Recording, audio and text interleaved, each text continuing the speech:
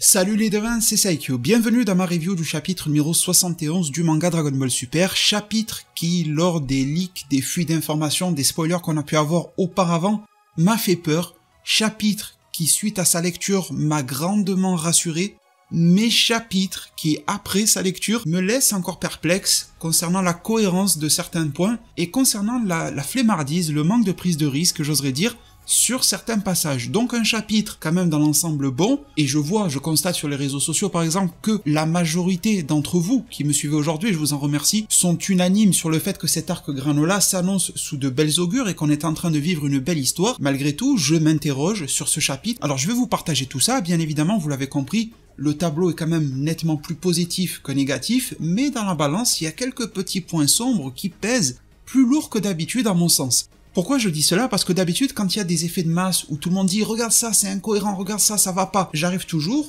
en faisant une relecture posée, à vous énumérer les éléments qui pourraient expliquer que, en fait, non, c'est pas incohérent. Sauf que là, il y a des points sur lesquels je n'y arrive pas. Ou même sans parler d'incohérence, il y a aussi des points, des questions qui restent en suspens, et on ne sait pas si elles seront résolues un jour. Ça n'en fait pas des incohérences, mais ça fait des points un petit peu litigieux, comme je pouvais le dire sur Twitter récemment, et il faudra donc se tourner vers les chapitres 72 et suivants, dans l'espoir que les explications nous parviennent. Alors commençons par un des plus gros morceaux de ce chapitre-là, parce que Goku et Vegeta, eux, étaient très en retrait, donc à savoir Granola. Granola a été dépeint sur plusieurs aspects dans ce chapitre, qui sont très appréciables, même si dans la réalisation, il y a quand même certains trucs qui me font me questionner. Déjà, sur le personnage de Granola, je trouve que tout ne tourne pas rond. J'ai du mal déjà à interpréter le mécanisme par lequel Granola a pu exaucer son vœu.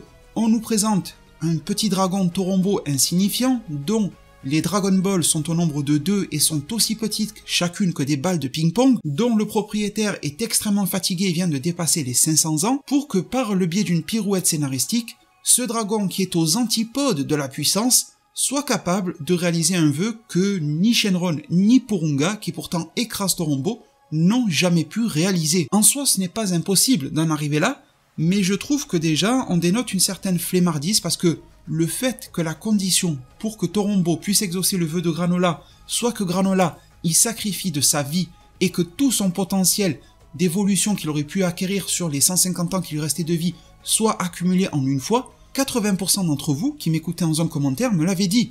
Allez par exemple dans les commentaires de ma vidéo qui explique le chapitre, avec le résumé tout ça du chapitre, vous verrez un nombre incalculable de personnes qui viendront me dire « T'as vu Saikyo, je l'avais prédit. La condition de Torombo était de grignoter la vie, l'espérance de vie restante de Granola. Et en échange, il a pu faire de lui le plus puissant de l'univers. » Et je trouve que quand 80%, c'est un chiffre que je vous sors de mon chapeau, mais bon, vous m'avez compris, quand 80% d'une fanbase, d'une communauté, arrive à prédire ce qui va se passer avec exactitude, c'est que le scénario a été flemmard. Là où les idées de scénario sont ingénieuses, c'est quand soit il y a très peu de monde dans la communauté qui a réussi à le trouver, ou alors quand tout le monde était à l'ouest. C'est-à-dire que aussi bien vous qui m'écoutez que l'ensemble des youtubeurs, parce qu'on est pareil, il n'y a pas de supériorité entre les youtubeurs et les personnes qui les écoutent. On est tous sur un même pied d'égalité. Les personnes qui tiennent des pages Twitter, etc., quand tous on se plante, c'est généralement là que le scénario est le meilleur. Parce qu'on l'a pas vu venir, parce qu'on a été de mauvais devins, mais en fait c'est bien d'être un mauvais devin, car le scénario t'en met plein les yeux derrière. Bien sûr sous condition de bonne écriture, il faut pas que ça soit what the fuck non plus.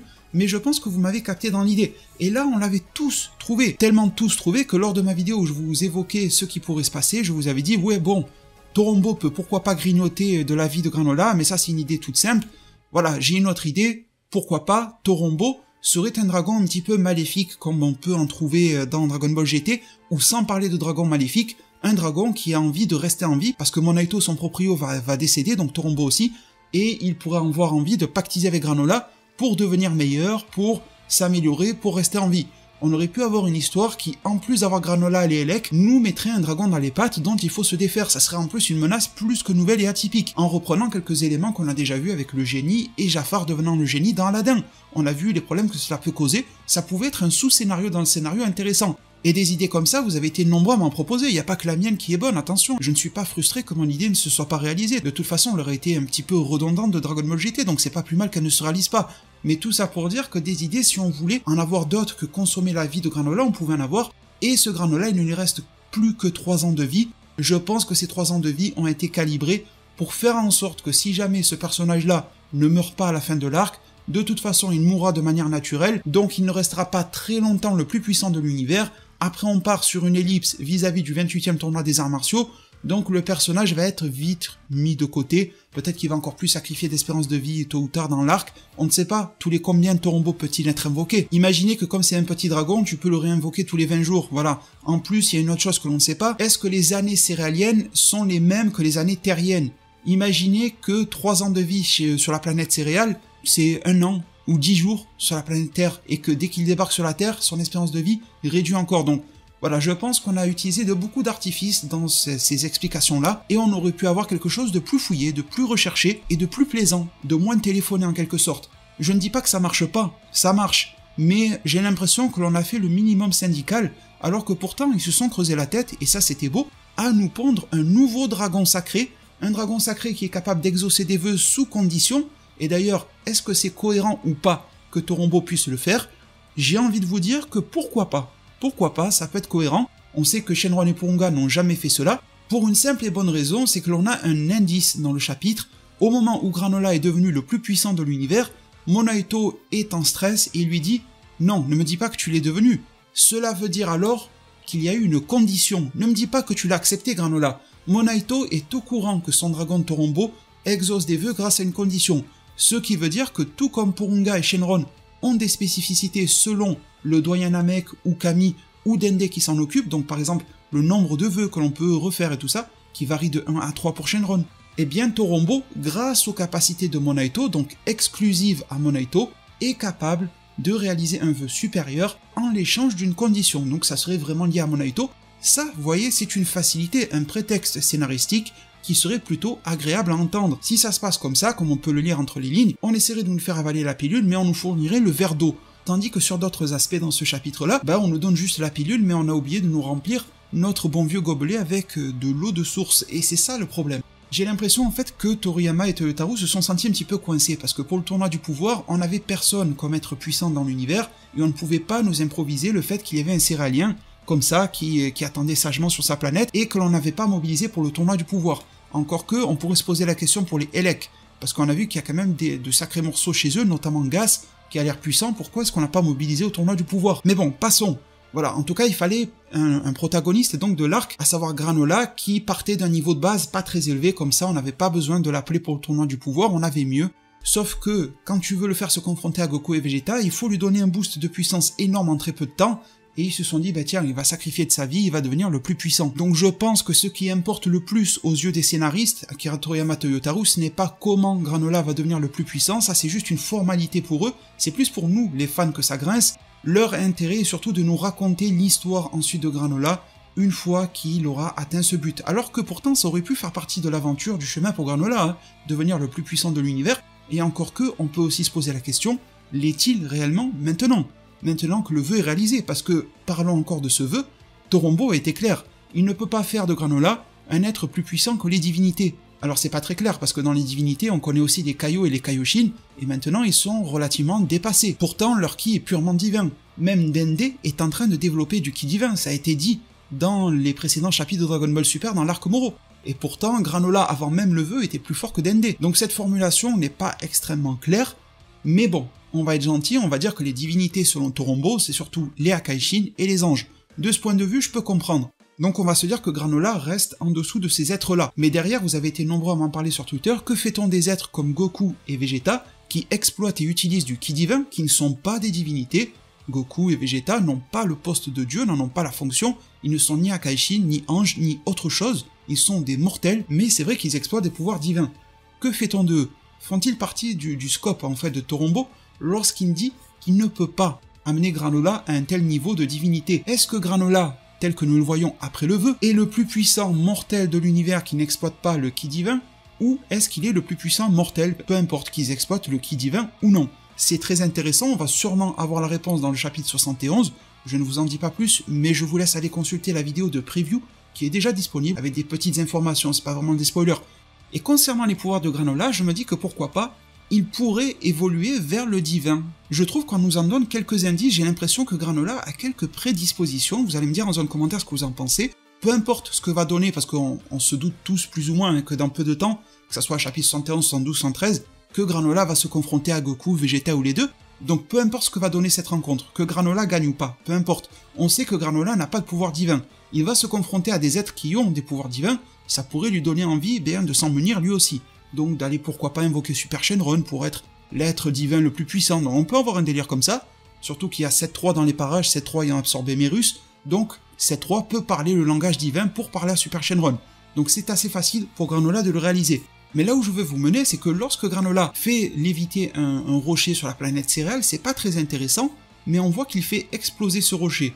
Et on voit qu'une énorme énergie s'en dégage. Je trouve que ça correspond beaucoup aux explications de Beerus par rapport au Hakai, lorsqu'il dit qu'une forte énergie se dégage lorsque l'on détruit un objet, quand on est à Kaishin, et c'est ce qu'il inculque à Vegeta, étant donné que l'objet, le corps en question, passe de 1 à 0, donc de l'existence à la non-existence, et cela relâche donc des atomes d'énergie ou je sais pas quel délire, mais en tout cas ça y ressemble. Donc lorsque Granola s'exerce avec ses nouveaux pouvoirs, je trouve que ça ressemble un petit peu au Hakai.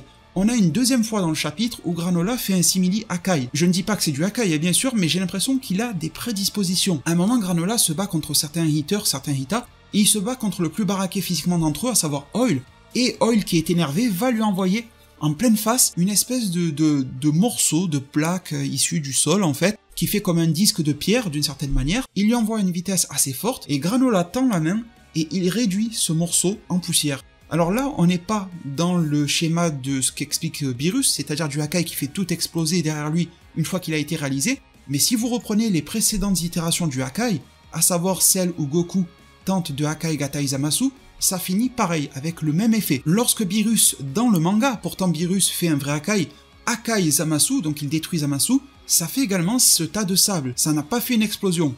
Donc est-ce qu'il n'y a pas différents niveaux de Hakai, différents niveaux de maîtrise, d'utilisation?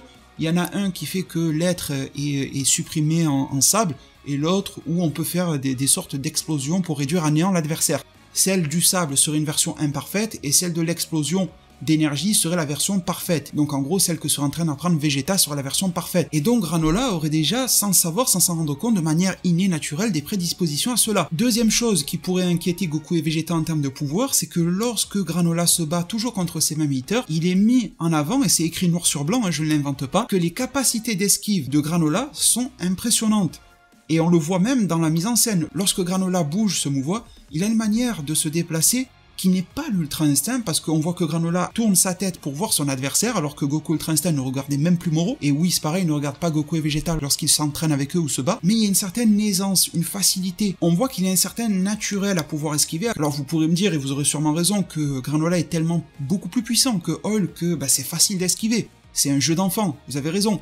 Malgré tout, le fait que ça soit écrit, noir sur blanc, que Granola a une facilité à esquiver, le fait qu'il a un œil de sniper qui lui permet de voir très bien ce qui se passe, le fait qu'il vient de réaliser son vœu, le fait qu'il va se confronter tôt ou tard à Goku, le fait qu'il va se confronter tôt ou tard à Vegeta, qu'il va sûrement convoiter leur pouvoir, me fait penser qu'un petit terrain est en train d'être mis en place pour que le plus puissant de l'univers puisse encore plus évoluer et obtenir donc des pouvoirs similaires à l'Ultra Instinct et similaires au Hakai. Vous me direz bien sûr en zone commentaire ce que vous en pensez, mais je pense que Granola peut obtenir du Ki divin en faisant un vœu chez Super Shenron.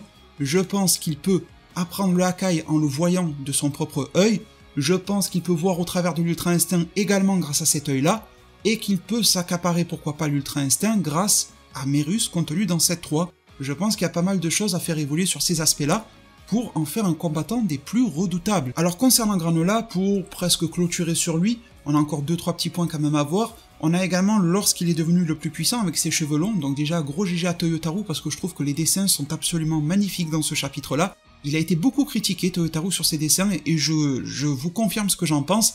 Je pense que Toyotaru a un énorme potentiel de dessin. S'il arrive à s'émanciper, à se développer, à se perfectionner, s'il continue de travailler, s'il arrive à avoir un style un petit peu moins scolaire et qu'il arrive à se lâcher d'une certaine manière, je pense qu'on peut avoir un énormissime dessinateur en matière de Dragon Ball ou avec un style propre à lui. Et je pense que là, on le revoit ici, le Granola en mode entre guillemets SSJ3 est assez cool. Mais j'aimerais revenir rapidement sur Monaito, étant donné que lorsque Granola a le pouvoir qui lui monte à la tête et que Monaito lui dit d'arrêter, de se calmer, déjà il a perdu 150 ans de sa propre vie et tout ça, c'est la merde. On a Monaito le Namek qui s'effondre au sol, qui est presque en pleurs et qui dit « Mais qu'ai-je fait ?» Et je vous en parlais hier dans la vidéo de preview, il dit « Mais qu'ai-je fait ? J'ai encore bouleversé sa vie. » Et je vous avais dit que le mot « encore » dans la phrase était bizarre, parce que s'il disait « Je viens de bouleverser sa vie », c'est pas bien grave. Mais « j'ai encore » veut dire qu'il l'a fait à nouveau, que c'est au moins la deuxième fois qu'il le fait. Alors on pourrait partir dans plein de théories, d'ailleurs on a même un visuel promotionnel qui nous dit que l'œil de Granola, l'œil rouge bronze, cache un terrifiant secret, donc c'est peut-être lié à ça, mais il y a une idée que vous avez été nombreux à me proposer hier, qui fait du lien avec toutes les précédentes vidéos, et j'aime bien, on est en train de créer notre propre fil d'histoire, notre propre fil rouge de vidéo en vidéo, ça me fait plaisir, merci vraiment de votre participation comme ça aux vidéos. Et si je fais un résumé, un condensé de ce que vous m'avez dit, en fait, Monaito pourrait faire référence donc au passé de la planète céréale, lorsqu'elle a été envahie à l'époque par Freezer, son armée et les Saiyans, le fait que Freezer s'était rendu sur place en personne sur la planète céréale, et comme je l'avais évoqué dans une précédente vidéo, Freezer était très sûrement intéressé par le pouvoir qu'avait la planète céréale, parce que d'habitude l'armée de Freezer, quand elle colonise, Freezer ne s'y rend pas. Il y envoie pourquoi pas Zarbon Dodoria au maximum, mais sinon ce sont des membres un petit peu plus lambda de son armée, et ce sont aussi les Saiyans qui y vont pour coloniser. Parfois ce sont que les Saiyans qui y vont, et rien de plus, ils font juste un rapport en rentrant en disant c'est bon, la planète est à nous, Seigneur Freezer. Donc là, si Freezer y est allé en personne, c'est qu'il voulait quelque chose, et on sait qu'il y avait une paire de Dragon Ball dessus avec Torombo. On sait aussi, vous avez été nombreux à me le rappeler, que Freezer a appris de l'existence formelle des Dragon Ball à peu près au même moment que l'arc Namek, c'est-à-dire lorsqu'il a entendu des conversations en fait grâce aux scooters équipés sur Vegeta. Donc il ne savait pas que les Dragon Ball existaient en soi à l'époque de l'invasion de la planète céréale il y a à peu près 40 ans en arrière, mais rien n'exclut le fait que Freezer était au courant qu'un pouvoir spécial, qu'un réalisateur de vœux, qu'un génie, que quelque chose comme ça existait sur Céréales. Et donc quelques décennies plus tard, au moment de l'arc Namek, il a appris ce qu'étaient les Dragon Ball. Et c'est pour ça qu'il s'est rendu donc sur la planète des Céréales, et qu'il n'a probablement pas pu trouver le dragon. On sait qu'il y a une des deux Dragon Ball qui était perdue justement depuis 40 ans, ou que quelqu'un d'autre a formulé un vœu à sa place. Il se serait fait encore griller un vœu et il n'aurait même pas compris comment et pourquoi, par rapport à Bardock ou je ne sais quel personnage, mais ça peut être intéressant. Et c'est pour ça que Monaito s'en voudrait, parce qu'il aurait bouleversé la vie de Granola une première fois à l'époque, parce que Monaito habite cette planète depuis longtemps, on voit qu'il porte la canne et des vêtements qui ressemblent à celui d'un dieu, d'un kami là, de la Terre. Donc il a dû vouloir s'ériger en tant que divinité de la planète céréale. Pour améliorer le cadre de vie de ses habitants, il a dû créer un dragon, parce que c'est comme ça chez les Namek, sauf que ça a attiré de mauvaises personnes comme Freezer et son armée, qui se sont mises donc à coloniser la planète, qui ont tout défoncé, et à cause de la création de Monaito, le peuple de céréales a été détruit, et donc la famille et la vie de Granola a été bouleversée une première fois. La seconde fois où ça aurait été bouleversé, ça serait là, étant donné que Granola refait un vœu, et ce vœu lui a coûté à peu près 150 ans, 147 ans de sa vie. Je trouve que de ce point de vue-là, ça ferait un tout très cohérent, très viable en fait, contrairement au vœu de Granola que je trouve un petit peu concon, enfin pas concon, mais un peu bancal dans son exécution, dans la manière dont il est amené, et surtout très facile. Je trouve que là on creuserait bien l'histoire d'une manière très jolie, d'une manière très agréable, d'une manière tragique. On continuerait de creuser le lore Namek, on pourrait avoir Monaito comme un personnage qui reviendrait un petit peu dans l'histoire pour nous raconter des trucs intéressants, on comprendrait que Freezer était sur la piste des pouvoirs similaires aux Dragon Ball depuis bien avant même d'apprendre leur existence sur la planète Namek. Enfin franchement, de ce point de vue-là, je trouve que ça s'emboîterait bien et ça donnerait une histoire super intéressante. Personnellement, je kifferais qu'elle soit développée comme ça. Pour terminer sur le personnage de Granola, alors il s'est ensuite coupé les cheveux, il revient avec son Kara-design aux cheveux courts. Personnellement, je le trouvais mieux avec ses cheveux longs. C'est la meilleure version du Kara-design qu'on ait de lui pour le moment, mais bon, tant pis, on va faire avec. Et il va donc se confronter au Hitter. J'ai trouvé que c'était un bien meilleur passage. C'était un passage qui m'a beaucoup plus intéressé que celui de Granola Torombo, même si je trouve que Granola est encore très con, quoi. Pourquoi est-ce qu'il parle autant? Quel est son intérêt, en fait, quand tu es le plus puissant de l'univers, à raconter ta vie au mec le plus fourbe de l'univers, à savoir Elec? Granola lui a tout dit. Il lui a dit qu'il lui reste 3 ans de vie, il lui a dit qu'il a fait un vœu sur un dragon, il lui a dit que le dragon est sur Céréales, donc... Mais il est con, Granola, parce que Elec, là, et les Hita, ils vont aller sur Céréales, ils vont aller faire un vœu. Ils vont pouvoir doubler Granola, à condition que Torombo se réactive. Ils vont pouvoir peut-être même menacer Monaito. Il a mis son ami Monaito en danger, la Granola. Il lui a dit qu'il veut choper Freezer, il lui a tout dit. Granola a tout dit à Elec, je trouve ça extrêmement con. Et le pire, c'est que derrière, Granola n'a pas l'information de où se trouve Freezer pour le moment, donc il est vraiment soumis au doigt et à l'œil à Elec. Pourtant, le groupe des Hita s'est fait défoncer au combat, alors que Granola aurait pu tout simplement être menaçant envers Elec, parce qu'au moment où Elec lui dit « Ah ouais, Granola, je suis le seul à savoir où se trouve Freezer, comment tu vas faire si je te le dis pas ?» Mais tu l'attrapes par le col, tu commences à lui mettre des claques, t'inquiète pas qu'en étant le plus puissant de l'univers, il va la sentir passer. Tu vas lui retourner la tête une fois, il va pas vouloir que tu le refasses une deuxième. Il va te cracher le morceau sur Freezer. Donc je comprends pas pourquoi est-ce que Granola a eu besoin de se rabaisser autant, pourquoi il a fallu faire des pieds et des mains auprès des Hitters. Zamasu il a attrapé Zuno, il a commencé à le menacer, Zuno il a tout lâché. Je suis sûr que Elec, un mec fourbe comme ça, est attaché à sa propre vie, il a pas du tout envie de crever comme ça sur un coup de hasard, je pense qu'il aurait tout dit. Et même, tu commences à cuisiner un petit peu les autres membres des Hita, il y en a bien un qui va finir par parler, c'est garanti en fait. Donc je comprends pas pourquoi on n'en est pas arrivé là, et c'est pour ça que je vous dis, il y a des points litigieux dans ce chapitre-là. Est-ce que Granola est écrit pour être un personnage un petit peu bête? Est-ce que ça arrange les scénaristes de faire ainsi? Enfin bon, il y a sûrement une raison, mais bon, ça me dérange. Dans la vie, plus tu parles, plus tu te livres, et moins ça va pour toi, parce que les gens profitent de toi derrière, et tu sais que le personnage de Elec est un personnage profiteur, qui va profiter de n'importe qui, et ça a réellement l'air d'un personnage qui a peu d'éthique en fait, qui a peu de morale. Et on le voit bien à la fin lorsqu'il dit qu'il va vouloir doubler Granola, en faisant en sorte que Granola se confronte à Freezer et qu'il le tue, mais que Granola se confronte à Goku et Vegeta, et que Goku et Vegeta tuent Granola. Et je suis sûr que le plan de Elec va encore plus loin que ça, en voulant exaucer un autre dragon, en voulant s'accaparer la force et les données de cette 3, parce que je suis sûr que Elec n'a pas envie que Goku et Vegeta restent les meilleurs de l'univers. Donc il va sûrement vouloir les dépasser aussi et les éliminer ensuite. Mais à la place de Granola, j'aurais flairé le traquenard, mais vraiment à 3000 km, et lui ne l'a pas flairé. Et ça me paraît vraiment étrange dans l'histoire. Sinon la scène était cool, mais du point de vue des Eita en fait. J'ai bien aimé cette ambiance chez les Eita, on voit plus comment ça marche chez eux. Bon, comme j'ai dit tout à l'heure, on sait pas trop où ils étaient pour le tournoi du pouvoir. Pourquoi est-ce qu'on n'a pas recruté au moins Gas, qui semble être le plus puissant de tous? On voit que Maki, Oil se prennent tous une raclée, donc pourquoi pas, ouais, avec plaisir. Mais le Gas, il s'est interposé, il a pu sauver Maki. Donc déjà, il a pu lire dans les mouvements de Granola pour pouvoir couper la trajectoire d'une de ses attaques, ça en dit long sur Gas, et également on se rend compte que Elec n'a pas voulu que Gas aille au combat. En plus de ça, Gas n'a pas tremblé, il regarde droit dans les yeux Granola, il n'a pas peur. Même en apprenant le vœu qu'il a fait, il n'a pas peur. On peut librement se poser des questions sur ce Gas, de quoi est-il fait, d'où lui provient sa puissance, parce que si on reprend ce qu'on disait en début de vidéo, comme quoi Granola est probablement le plus puissant des mortels, mais vis-à-vis des manieurs de ki divin, on peut pas en être sûr à 100%.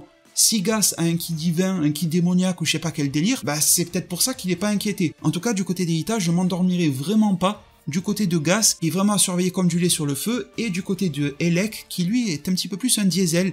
C'est-à-dire que là, pour le moment, il peut pas faire grand-chose, mais dans l'ombre, il est en train de manipuler les gens, manipuler les personnages, et je pense que ainsi il va tirer son épingle du jeu, parce que tôt ou tard, Elec va réussir à faire en sorte que Goku, Vegeta, s'en prennent à Granola ou inversement, mais qu'ils aient tous une bonne raison de se foutre sur la gueule. Et si un personnage comme Elec arrive en plus à gagner en puissance, bon bah alors là, c'est fini. Donc je pense que ces deux-là sont à surveiller énormément, et on pourrait même se dire que Granola ne sera pas forcément le boss final de l'arc, mais qu'il faudrait peut-être se tourner du côté de Gas et de Elec. On aime bien les fusions dans Dragon Ball, donc une fusion Gas-Elec peut être aussi probable. Ça me rappellerait un petit peu le fan manga, non pas de Toyotaru qui s'appelait Toybell, mais de Young Gigi qui faisait Dragon Ball After Future. On avait un espèce de groupe de Makaioshin, enfin un duo de Makaioshin, un grand, un petit, donc un peu le même design en fait que les Eita, les oreilles pointues et tout ça, et lorsqu'ils fusionnaient, ils étaient pas imbattables, mais ils étaient un énormissime morceau à avaler quoi, donc ça pourrait être le cas avec ce duo de personnages là. Et c'est peut-être pour ça aussi que Elec veut que Gas soit préservé au combat et qu'il ne subisse pas de blessures, s'il a besoin de se réunifier avec lui ensuite. Enfin bon, on reviendra bien sûr dans d'autres vidéos durant le mois qui arrive sur Granola, sur Torombo, sur Monaito et tout ça, voilà, on va essayer de creuser des idées ensemble bien sûr. D'ailleurs, si ma santé va un petit peu mieux, on se fera des lives prochainement si ça vous dit. Mais du coup, je pense qu'on peut conclure cette review en se parlant un petit peu de Goku et Vegeta. Alors, j'ai pas 3 millions de trucs à vous dire sur Goku et Vegeta, parce qu'on n'a pas eu 3 millions de trucs sur eux dans le chapitre, mais je trouve que Goku est plutôt dans la lignée de ce qu'on était en droit d'attendre de lui. Le personnage n'a pas spécialement évolué, ni psychologiquement, ni en termes de pouvoir dans le chapitre, c'est pas un problème du tout, c'est normal. On le voit en train de méditer, alors pourquoi pas, mais j'ai un petit peu du mal à capter la philosophie de l'entraînement de Goku, parce que à un moment il se bat contre Whis, d'un coup d'un chapitre à l'autre, sans que tu saches réellement combien de temps s'est passé, mais visiblement seulement quelques jours, il est en train de méditer. Donc est-ce que pour le moment l'entraînement se focalise sur le corps, sur l'esprit? Est-ce qu'il faut faire les deux en même temps? On n'a pas beaucoup d'explications des sensei, donc de Whis et de Beerus, c'est pareil pour Vegeta, ce que je suis en train de dire pour Goku, et moi ce que je kiffe dans les entraînements, c'est la transmission, depuis le maître vers l'élève, ou alors en l'absence de maître, ou quand le maître n'est plus compétent, et bien que l'élève se démène vraiment corps et âme pour trouver une manière d'y arriver, et trouver en fait la marche à suivre. Mais là j'ai l'impression que on refait des choses connues, on se bat un petit peu contre Whis, on essaie de voir un petit peu clair dans son jeu, mais il est tellement fort qu'on n'y voit pas, on essaie de méditer pour s'apaiser, et puis voilà, l'Ultra Instinct va se développer. L'Ultra Instinct est une technique qui a énormément de subtilité, on les a vues jusqu'à présent, et j'aimerais qu'on continue dans cette voie, donc je pense que c'est quelque chose qui est prévu pour un autre jour, pour notre chapitre, je ne fais pas d'inquiétude. Donc bon voilà, et du côté de Vegeta, je me pose encore un petit peu plus de questions que pour Goku, parce que déjà, la critique que je viens d'émettre est la même, vous pouvez la transposer sur Vegeta, encore que Beerus fait quelques efforts dans le scénario pour expliquer à Vegeta comment ça marche, mais on pourra s'interroger sur le fait qu'aujourd'hui Beerus nous explique que le Hakai émet une explosion d'énergie, alors que lorsqu'il a Hakai Zamasu, bah ça finit en tas de poussière, comme on l'a dit dans la review tout à l'heure, et il n'y avait aucune explosion. Mais bon, ça reste cool, il y a quand même une transmission d'un maître atypique vers un élève atypique, j'aime bien ça, mais je n'arrive pas à voir Vegeta évoluer, c'est-à-dire que je vois Vegeta partir du point 0 et arriver au point 1, c'est-à-dire 0, il sait pas le faire, point 1, il nous fait le Hakai d'une petite pierre, mais j'ai pas compris ce qu'il a fait entre pour y parvenir, comment il a fait pour débloquer cette notion de Hakai pour arriver à le faire tel que Beerus le lui demande. Quelle est la logique qu'il a accomplie? Est-ce que c'est quelque chose de psychologique? Est-ce que c'est physique? Est-ce que c'est une transformation de son ki?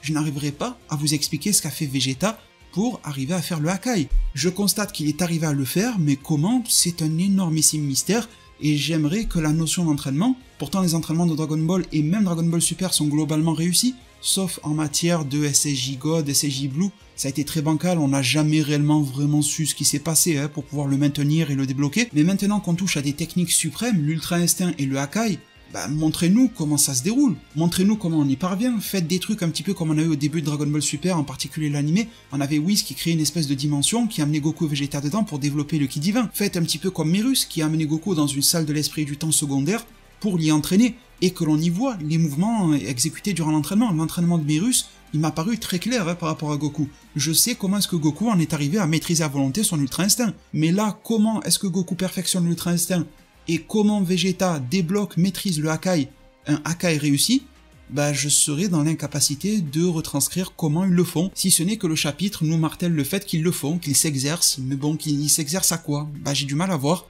Donc voilà mes très chers devins, un bon chapitre. Je sais que j'ai beaucoup forcé sur les aspects négatifs parce que déjà, je suis d'un naturel optimiste vis-à-vis de Dragon Ball, vous me connaissez, et c'est pas plus mal d'avoir de temps en temps une review qui dénature un petit peu. Et puis je trouve que ça permet d'avoir un petit peu plus de débat pour ce coup-ci, de parler des points qui selon moi ne vont pas, peut-être que selon vous ils vont, et c'est tant mieux et c'est très bien. Peut-être même qu'en zone commentaire vous arriverez à me convaincre de l'inverse ou à me faire rendre compte que je m'étais trompé sur un point, ce qui est tout à fait possible. Je serais tout à fait curieux de vous lire en zone commentaire. Je suis très hypé pour la suite des événements parce que j'aime bien ce triptyque là qui est mis en place vis-à-vis de Goku, Vegeta, Granola. J'aimerais bien que ça devienne une sorte de quatuor avec Broly, ça pourrait être intéressant. Espérons qu'il soit ajouté à l'équation, en tout cas, quatuor il y aura, mais pas forcément avec Broly, mais avec Freezer. Ça c'est une évidence. On va avoir aussi Elec, Gas qui vont rentrer dans l'ordre du jour. On va voir ce que va devenir 7-3 et Merus. Donc j'apprécie fortement l'effort de ce chapitre, de dérouler de l'histoire, de prendre le temps de ne pas se réfugier dans les combats, de pas faire tout le temps des transformations, des techniques, des explosions, de pas toujours miser sur un Dragon Ball hollywoodien, vous voyez ce que je veux dire? Parce qu'il n'y a pas que ça dans Dragon Ball, c'est quelque chose que j'ai concrètement apprécié du début à la fin du chapitre et qui me hype pour la suite, bien que la suite risque d'être un petit peu plus action, mais malgré tout, mon esprit, mon cerveau ne peut pas s'empêcher de se dire qu'il y a quelques points sur lesquels ça semble un petit peu paresseux, ça semble un petit peu amené trop vite, ça semble un petit peu parfois presque incohérent ou non expliqué. Quelque chose qui n'est pas expliqué aujourd'hui pourrait tout à fait l'être demain, ou du moins l'être dans un mois, ou 2, ou 3, selon le chapitre dans lequel l'explication est prévue. Mes très chers devins, nous en arrivons au terme concret de cette vidéo. Comme chaque mois, le mot de passe pour ceux qui sont restés jusqu'à la fin. Alors là, je vais pas le rater celui-là, on va mettre Granola le trimar. Je suis désolé, mais dans le chapitre, il est trop con ce gars. Alors autant les mois précédents, il était cool, il a réussi à voler les Dragon Ball, il a réussi à soutirer des informations à Elec et tout, mais là non, il s'est trop rabaissé. Il fait le vœu et devient le plus puissant de l'univers, et il va raconter sa vie à ceux qui va devenir le plus grand méchant de l'arc. Non, c'est pas normal. Donc mot de passe en zone commentaire, comme ça je vous reconnais les plus vaillants qui sont restés jusqu'à la fin. Granola, le trimar, en plus il avait une coupe de cheveux de BG, il l'a coupé 5 minutes après, enfin bref. Merci infiniment du fond du cœur à vous tous de m'avoir écouté, de m'avoir suivi dans cette vidéo-là. Dites-moi en commentaire si le retour des lives vous plairait sur la chaîne. En tout cas, ça serait avec grand plaisir pour moi de vous y retrouver. Pensez à mettre un maximum de pouces bleus, un maximum de likes pour le bon référencement de cette vidéo, à vous abonner et activer la cloche des notifications si vous kiffez bien mon contenu. Prenez tous extrêmement bien soin de votre futur, je vous remercie tous, et à plus pour de prochains arts divinatoires.